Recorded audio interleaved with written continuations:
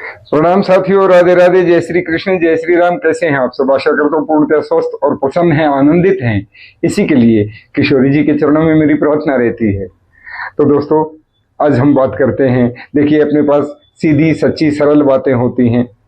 ज्योतिष में बहुत कुछ है जो आपको भ्रमित कर सकता है, उलझा सकता है, फंसा सकता है, आपका धन हरण कर सकता है, आपका टाइम वेस्ट कर सकता है, आपकी मेहनत को बर्बाद कर सकता है। लेकिन हम ऐसी बातें ही नहीं करते। तो आज फिर सीधी सच्ची सरल बात, सरल सा उपाय आप सबके लिए लेकर आया हूं। कृपा करके जिन्होंने अभी तक चैनल को सब्सक्राइब नहीं किया है, चैनल को सब्सक्राइब कर लें, शेयर करें, लाइक करें, कमेंट्स में अपना आशीर्वाद भेजते रहें। और जिन्हें जन्म कुंडली विश्लेषण, जन्म कुंडली से संबंधित कोई सवाल है, कोई प्रश्न है, तो वो नीचे दिए मेल आईडी से मुझसे संपर्क कर सकते हैं। अन्य संपर्क मुझसे ना मांगे। तो दोस्तों, आज हम बात करते हैं, हमारे ज्योतिष में 9 ग्रहों की गणना होती है। गोपनीय ग्रह भी होते हैं जिनको सार्वजनिक नहीं किया जाता। ज्योतिष के अकॉर्डिंग 9 ग्रहों में 3 ग्रह ऐसे हैं जिनका उपाय किया जाता है, जिनसे सबको डर लगता है। वो हैं शनि, राहु, केतु। इनमें से एक मुख्य ग्रह हैं राहु। राहु कौन है, राहु किस प्रकार से देवताओं में शामिल हुए, ये सब आप सब लोग जानते हैं। बताने की आवश्यकता शायद नहीं है, पहले भी कई वीडियो में मैं बता चुका हूं। राहु ऊपरी हिस्सा है, राहु सर हैं, तो केतु धड़ हैं। और ये छाया ग्रह हैं।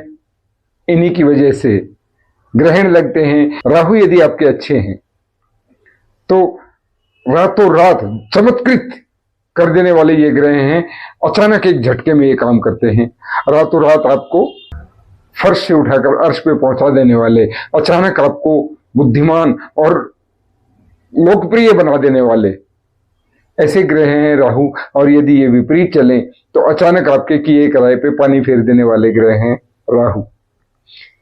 राहु यदि शारीरिक कष्ट की बात की जाए तो राहु किस प्रकार के शारीरिक कष्ट देते हैं, जैसे यहां से ऊपर के आप अंदाजा लगा सकते हैं। मानसिक रोग, सर्वाइकल पेन, माइग्रेन पेन, आंखों से संबंधित बीमारियां, भयानक सिर दर्द और पथ भ्रष्ट कर देने वाली बुद्धि जो कि सही काम नहीं कर रही।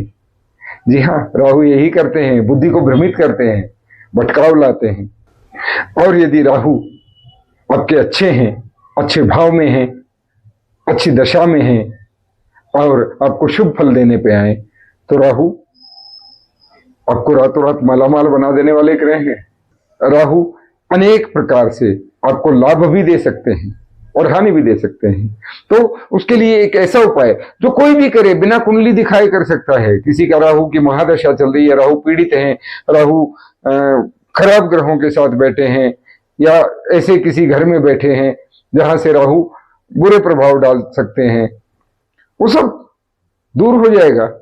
जी हां, एक सरल सा उपाय सभी लोगों के लिए। वो क्या है कि देखिए, हम लोग आजकल जरा मॉडर्न हो गए हैं, नहीं तो हमारी प्राचीन सभ्यता में ना इन सब चीजों के इलाज थे और घरेलू इलाज थे, घर बैठे थे। आप लोगों ने एक चीज नोटिस की होगी, मैं एक बहुत छोटा सा आपको उपाय बता रहा हूं। निश्चित लाभ होगा, हानि किसी को नहीं होगी, निश्चित ही लाभ होता है।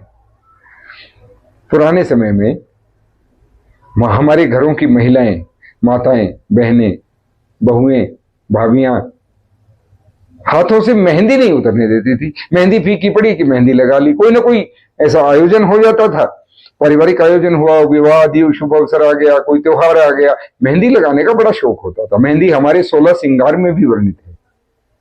जी हाँ, मेहंदी राहु का बहुत अच्छा उपाय है। ये जो हमारी हथेली है, इस हथेली में सभी 9 ग्रहों का स्थान बताया गया है। कहीं बुध पर्वत है, कहीं शुक्र पर्वत है, कहीं सूर्य का पर्वत है, कहीं शनि पर्वत है। तो यहां पे राहु का स्थान कहां है? राहु का स्थान यहां है। हथेली के बीचों बीच ये जो गड्ढा होता है, ये गहरा भाग होता है, ये राहु का स्थान होता है। और राहु के साथ यदि मंगल को मिला दिया जाए तो राहु शुभ फल ही देते हैं, अशुभ फल देना बंद कर देते हैं। राहु और मंगल जब भी मिलके कार्य करेंगे वो मांगलिक कार्य ही करेंगे, अशुभ कार्य नहीं करेंगे। इसीलिए जब विवाह शादी होती थी तो दुल्हा भी और दुल्हन भी दोनों के हाथों में मेहंदी लगाई जाती है, मेहंदी की रस्म होती है। ये मिथ्या नहीं है, हमारा ज्योतिष, हमारा जो ये सब वैज्ञानिक है, हमारी रीति रिवाज भी वैज्ञानिक है। जी हां, उन दोनों के हाथों में मेहंदी लगाई जाती है, मेहंदी की रस्म होती है, मेहंदी की रात होती है बाकायदा। मेहंदी लगाने से क्या है कि ससुराल से संबंध जुड़ने जा रहा है। लड़की का, बेटी का ससुराल, उसको वहां जाना है, वहां रहना है।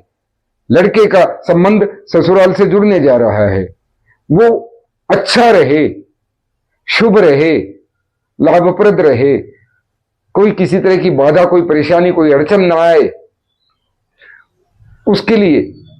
क्योंकि ससुराल को राहु से संबंध किया जाता है और राहु हमारे हथेली में यहां विराजमान है, तो इसके साथ मंगल का मेल बनाया जाता है।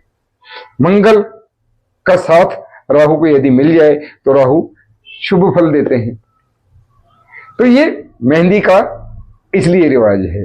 तो आज भी मैं कहता हूं माताओं, बहनों से, बेटियों से, तो मेरा आग्रह है, जो भी समय मिले, चाहे कोई पारिवारिक आयोजन है, कोई शुभ कार्य है, बार त्योहार है, मेहंदी अवश्य रचाया करें, मेहंदी अवश्य लगाया करें, विशेषकर इस भाग में। और जिन पुरुषों के लिए यदि संभव है तो वो पुरुष भी यहाँ मेहंदी का एक गोला बना के रखा करें अपने हाथों में। यहाँ राहु का निवास है, और यदि राहु आपके ठीक हैं तो आपकी बुद्धि ठीक है, आपको अनेकों कष्ट नहीं आएंगे। गर्दन से, कंधों से ऊपर के जैसे रोग हैं, आपको सर्वाइकल नहीं होगा, आपको माइग्रेन पेन नहीं होगा, आपकी वाणी शुद्ध आचरण करेगी, आपकी बुद्धि सही दिशा में चलेगी, आपकी बुद्धिमत्ता से जो लिए गए निर्णय होंगे वे स्वीकार्य होंगे और लाभप्रद होंगे। राहु का काम तो यही है ना, बुद्धि खराब कर देता है, बुद्धि भटकाता है, राहु का काम है भटकाओ। तो राहु को यदि मंगल का लाभ मिले, मंगल का साथ मिले, तो वो मांगलिक कार्य करने लगता है। ये है आज का छोटा सा उपाय। अवश्य आजमा के देखें और करें, लेकिन एक परहेज ध्यान रखें। विशेषतः बहनों को, बेटियों को मैं कह रहा हूं, एक परहेज भी होता है। जिस समय आपने मेहंदी रचाई है, मेहंदी लगा रखी है, मेहंदी हरी है, गीली है, सूखी नहीं है, उस समय हो सके तो घर से बाहर जाने से परहेज करें। खासकर बीच में कोई भी चौराहा आता हो, कृपया परहेज करें, क्योंकि मेहंदी हमारा श्रृंगार प्रसाधन है।